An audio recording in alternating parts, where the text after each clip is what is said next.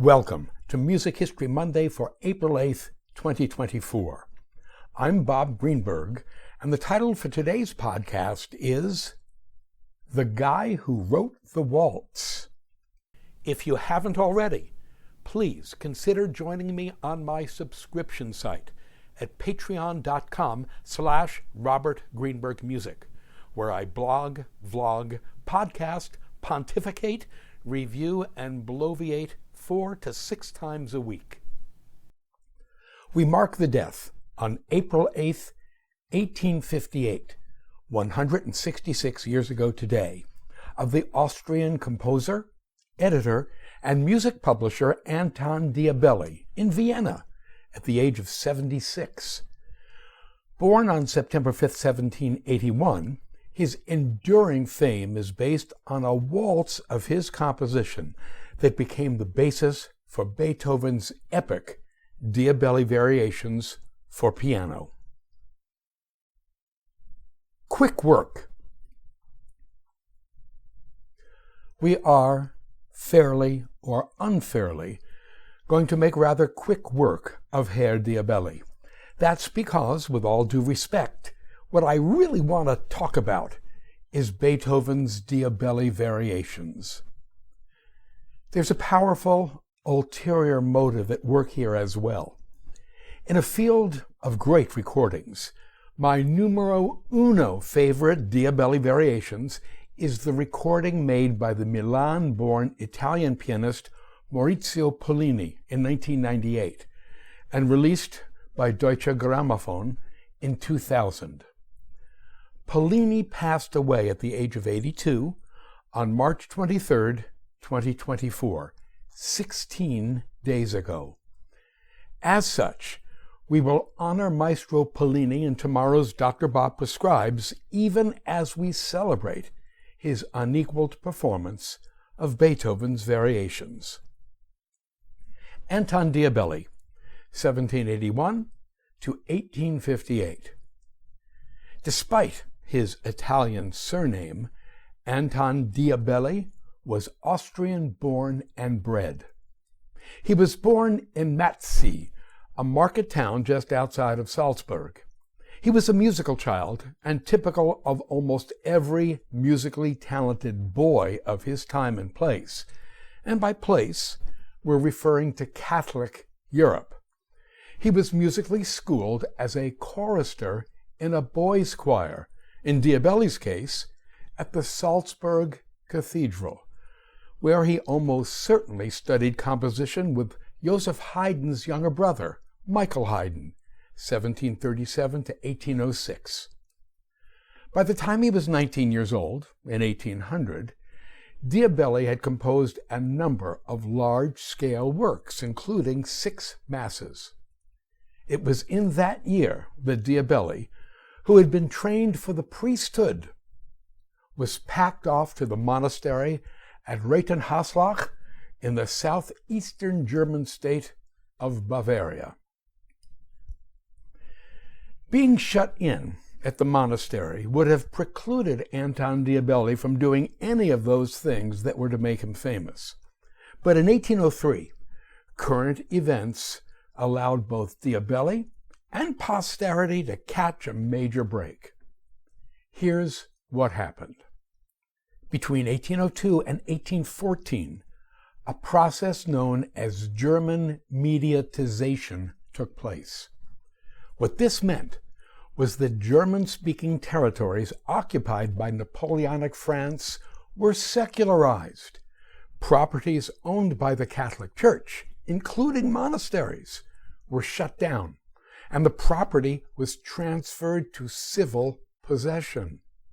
Quote, altogether, hundreds of monasteries and other Catholic religious foundations were closed. It has been said that the final recess of 1803 did to German land ownership what the Revolution had done in France, unquote. What this means is that in 1803, the now 22-year-old Anton Diabelli was stripped of his cassock and out of a job. Newly secularized, he moved to Vienna, where he set himself up as a piano and guitar teacher and worked as a proofreader for a music publishing house.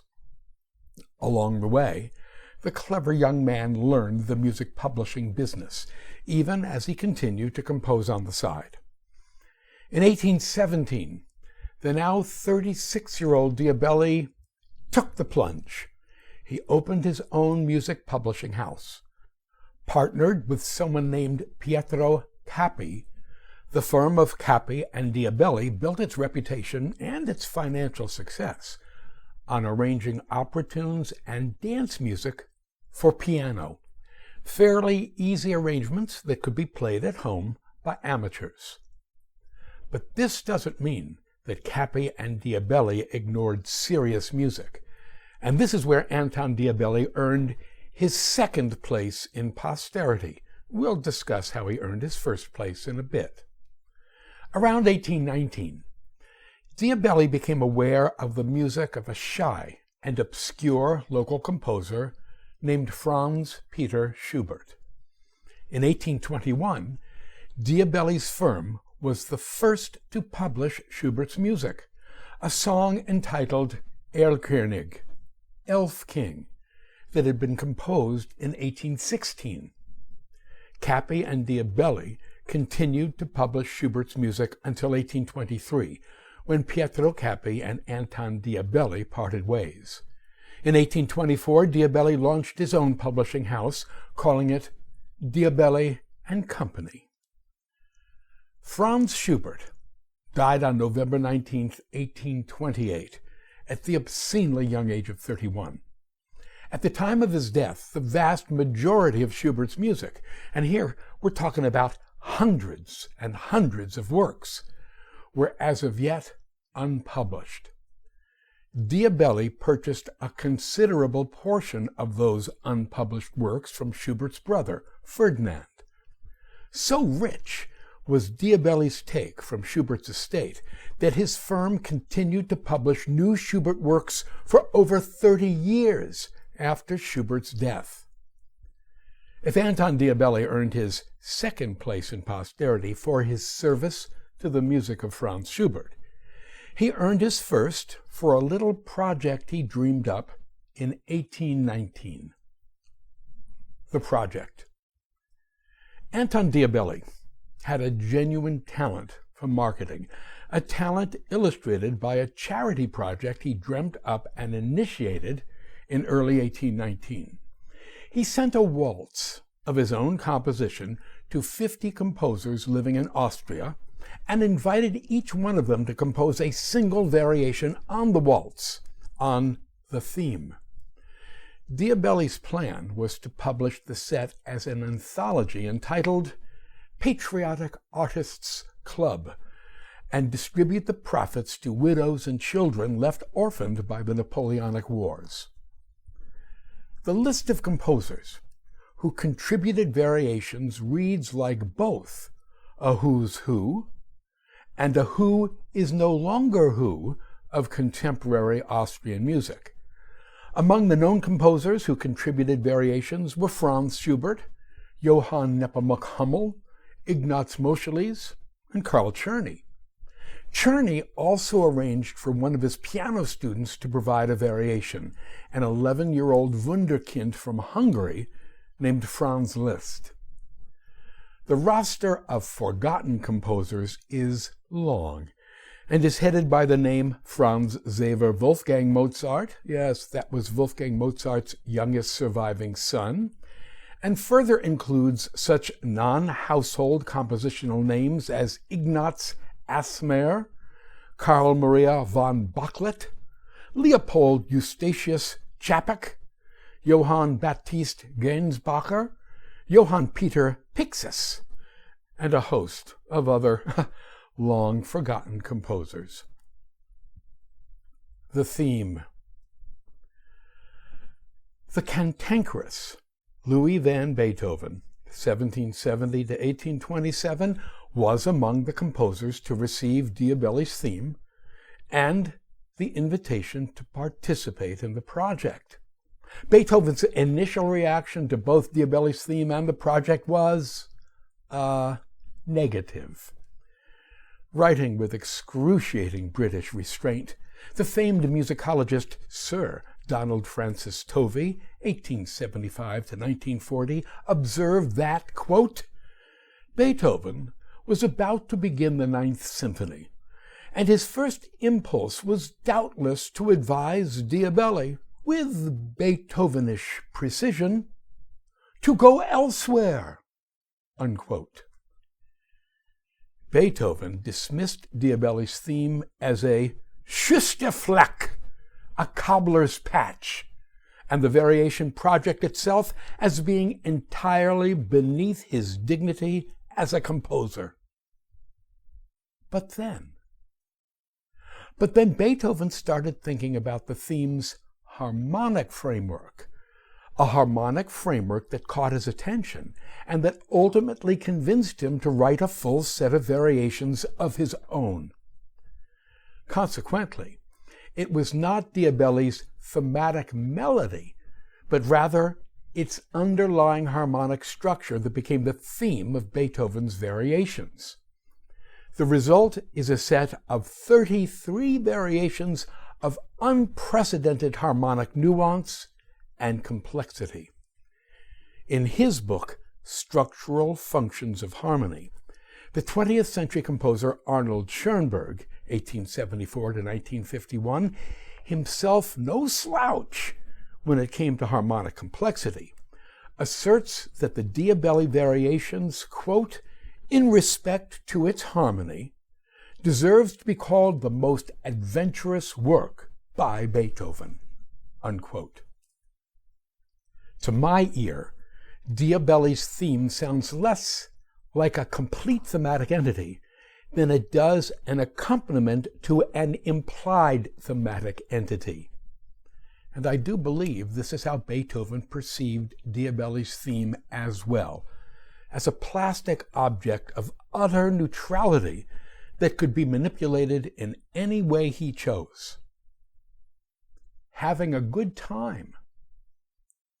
By every account, once Beethoven decided to compose his variations on Anton Diabelli's theme, he had a hell of a good time writing the piece, which he composed between 1819 and 1823. A good time? This does not fit our traditional romanticized view of Beethoven the composer, quote, as an artist wrestling with himself and his God to capture and portray the inmost depths of his feelings and experiences, struggling always against the physical limits imposed upon him by his bad health, working and reworking his ideas in a blaze of searing, white-hot creative heat, battling vainly to find a day, a moment, of peace and joy in his otherwise lonely and twisted existence, unquote, and blobbly bloop-de blah blah blah. Yes, I suppose the description I just read might apply to Mr. B at certain particular moments of his creative life, but please, no one could or would live at that pitch of creative and emotional fervor for long without simply blowing up like Spinal Tap's drummer.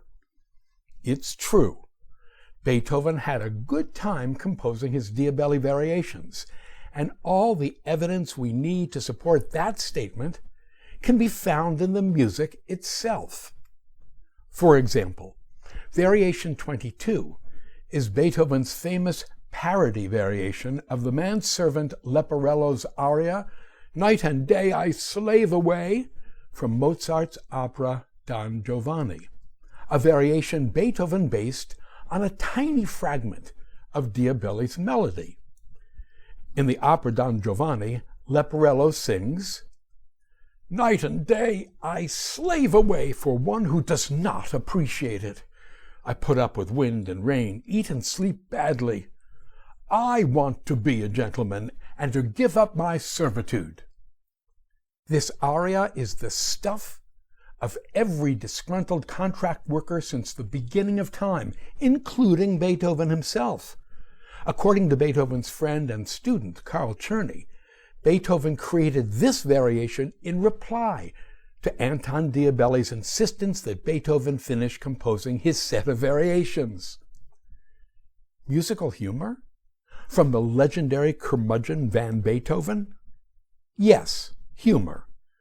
Admittedly, when Beethoven completed his Diabelli Variations in 1823, he was a mess, physically and emotionally. But he had not lost his taste for fun.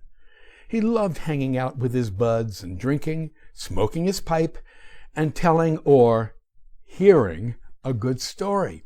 And when he laughed, which we are told was quite often, he did so with abandon.